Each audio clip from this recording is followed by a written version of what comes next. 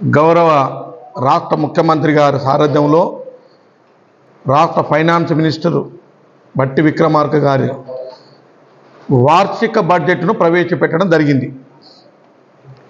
ఈ వార్షిక బడ్జెట్ 2,91,159 కోట్లు. ఈ 2,91,159 కోట్లు ముఖ్యంగా దీంట్లో పెద్దపీట వేసింది రైతులకు.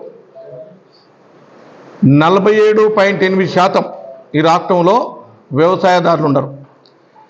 తర్వాత విద్య, వైద్యం, ఇరిగేషన్, ఇండస్ట్రీస్, అదేవిధంగా శిశు సంక్షేమం, వీటన్నిటి కూడా బడ్జెట్లో పెద్ద మొత్తంలో బడ్జెట్ కేటాయించడం జరిగింది. కాబట్టి ఇది రైతుల బడ్జెట్, బీద ప్రజల కోసం పనిచేసే బడ్జెట్. విద్య, వైద్యం, ఇరిగేషన్, ఇండస్ట్రీస్ వీటిపైన పెద్దపీట వేయడం జరిగింది. వ్యవసాయ రంగానికి 72,659 కోట్లు. అదేవిధంగా ఎస్సీ సంక్షేమానికి 33,124 కోట్లు. అదేవిధంగా నీటిపారుదల రంగానికి 22,301 కోటి. విద్యారంగానికి 21,292 కోట్లు. అదేవిధంగా ఎస్టీ సంక్షేమం 17,156 కోట్లు. విద్యుత్ రంగం 16,140 కోట్లు. ఈ రకంగా అన్ని రంగాలను సమతుల్యం చేస్తూ ముఖ్యంగా రైతే రాజు, రైతు లేనిదే రాష్ట్రం లేదు, రైతు లేనిదే దేశం లేదు. అందుకే ఆనాడు జై జవాన్ జై కిసాన్ అనే నినాదాన్ని ఇవాళ ఈ రాష్ట్ర ప్రభుత్వం సార్థకత చేస్తూ ఉంది. ముఖ్యంగా తెలంగాణ రాష్ట్రం నీళ్లు, నిధులు, నియామకాలపైన ఈ రాష్ట్ర పునాదులు ఏర్పడ్డాయి. వాటిని తప్పకుండా నెరవేర్చాలనే ఉద్దేశంతో నల్లమల్ల ముద్దుబిడ్డ గౌరవనీయులు రాష్ట్ర ముఖ్యమంత్రి గారు రేవంత్ రెడ్డి గారు ఎక్కువ శాతం రైతులు, విద్యార్థులు, అదేవిధంగా విద్యా వైద్యం రైతులకు, అదేవిధంగా ఈ 1,00,000 ఉద్యోగాలు ఒకేసారి ఇచ్చి ప్రతి సంవత్సరం జాబ్ క్యాలెండర్ విడుదల చేయాలనే ఉద్దేశంతో ఏవైతే నీళ్లు, నిధులు, నియామకాలు ఏవైతే ఉన్నాయో నియామకాలపైన ప్రత్యేకమైన శ్రద్ధ పెట్టి ఈ రాష్ట్ర ప్రభుత్వం పనిచేస్తూ ఉంది. మరి ఇంత మంచిగా ఈ బడ్జెట్ను ప్రవేశపెడితే ప్రతిపక్ష నాయకులు ఇది ఒట్టి గ్యాసు, ఇటు ఓన్లీ ట్రాసు అని ఈజీగా కొట్టిపడేసిన కేసీఆర్ గారికి మేము సవాల్ చేస్తూ ఉన్నాం. నీవేవైతే రుణమాఫీ అని చెప్పినావు గతంలో చేశావా? దళితుని ముఖ్యమంత్రి చేస్తాను చేసినవా? దళితులకు 3 ఎకరాల భూమి ఇస్తాను ఇచ్చినవా? అదేవిధంగా బీద ప్రజలకు డబుల్ బెడ్రూమ్ ఇల్లు ఇస్తాను ఇచ్చినవా? ఇంటికో ఉద్యోగం ఇస్తామని ఇచ్చినవా? ఈ రకంగా 108 అబద్ధాలు చెప్పినావు.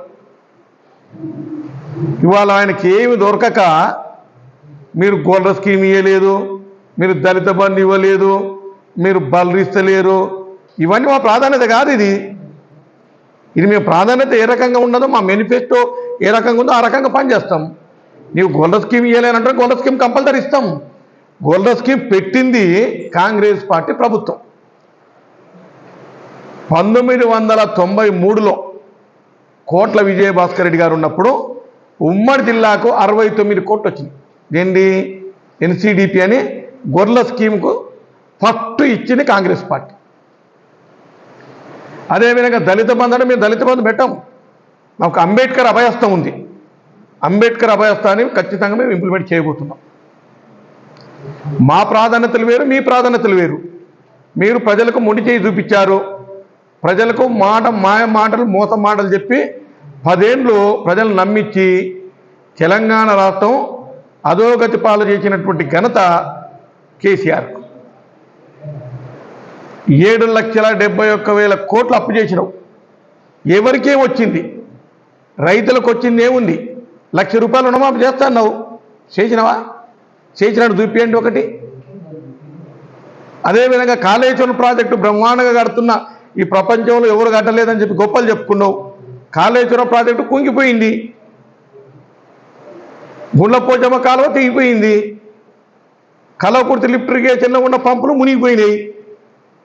ఏం చేసినావు? ఆనాడు వైఎస్ రాజశేఖర రెడ్డి ముఖ్యమంత్రిగా ఉన్నప్పుడు తీసిన కాలువలనే నీళ్ళు వచ్చినాయి. మేము చేసిన పనుల ద్వారానే నీళ్ళు వస్తున్నాయి. ఇప్పటికి కూడా కొత్తగా వచ్చి 1 ఎకరాన్ని కూడా కొత్తగా ఆయకట్టించింది లేదు. అన్నిటికి మించి కాళేశ్వరం ద్వారా 1 ఎకరం కూడా కొత్త ఆయకట్టు రాలే. ఏమన్నంటే స్థిరీకరణ అంటాడు. ఏమి ఆయకట్టు స్థిరీకరణ? ఆయకట్టు స్థిరీకరణ అర్థం ఏంటంటే చెరువులు నింపుతావు, చెరువు కింద భూములు వాడతాయి. అవి నింపకుండా వర్షం వస్తే నిండుతాయి. కొత్తగా ఇచ్చిందే ఉంది. అంతెందుకు ఇక్కడ ఉన్న KLI Kalwakurthy lift irrigation scheme ఏదైతే ఉందో దాంట్లో కాలంలో మేము దోవిన కాలంలో నీళ్ళు వచ్చినాయి. నువ్వు పంట కాలువలు తీయలేదు. చివరికి డిండి రివర్లకు నీళ్ళు పోయినాయి. డిండి ఓవర్ఫ్లో అయింది, కృష్ణానదిలో కలిసింది. నీళ్ళన్నీ కృష్ణానదిలో ఎత్తిపోస్తే చివరికి ఏడిపోయినాయి, మళ్ళీ కృష్ణానదికి పోయింది. మనకు వచ్చింది ఏముంది? కరెంటు బిల్లు వచ్చింది. మీరు కరెంటు బిల్లు అంటే మామూలు కాదు, 350 కోట్లు వస్తుంది current bill. Kalwakurthy lift irrigation ద్వారా ఒక్క పంటకు 350 కోట్లు కరెంటు బిల్లు వస్తుంది.